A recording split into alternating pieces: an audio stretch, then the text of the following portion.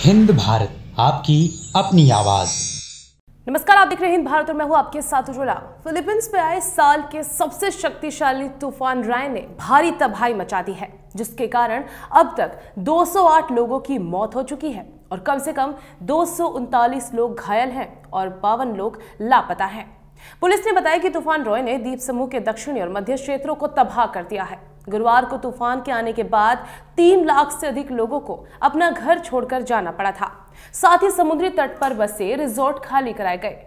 Philippines red cross ने कहा कि तटीय क्षेत्र अब पूरी तरह से उजड़ गए हैं।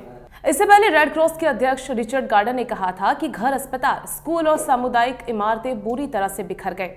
तूफान ने घर की छतों को तोड़ दिया, पेड़ जमीन से उखड़ गए, कंक्रीट के बिजली के खंभे गिर गए, लकड़ी के घरों के टुकड़े टुकड़े हो गए और गांव में तो बाढ़ तक आ गई।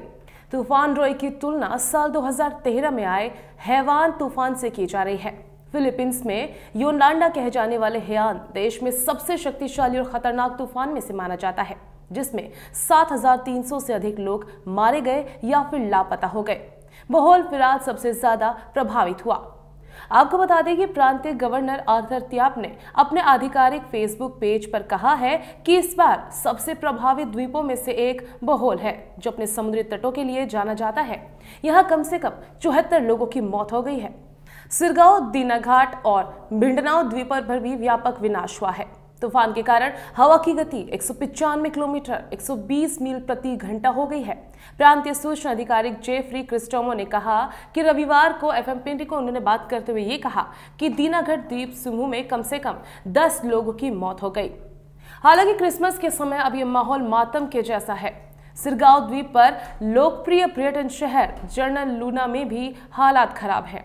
लोग यहाँ क्रिसमस का लुत्फ उठाने के लिए आते हैं, लेकिन अब उन्हें खाने और पानी के लिए भी संघर्ष करना पड़ रहा है। आपदा एजेंसियों की बात करें तो उन्होंने तूफान से हुए कल नुकसान का पता लगाने में भी परेशानी आ रही है, क्योंकि कई इलाकों में संचार सेवाएं अब पूरी तरह से ठप हो गई हैं। घरों की बिजली चली गई तो वहीं खोज और बचाव के लिए हजारों सैन्य, पुलिस, तट रक्षक बल और दमकल कर्मियों को तैनात कर दिया गया है। भोजन, पानी और चिकित्सा सामग्री ले जाने वाले तट रक्षक और नौसैनिक जहाजों को भी अब रवाना कर दिया गया है।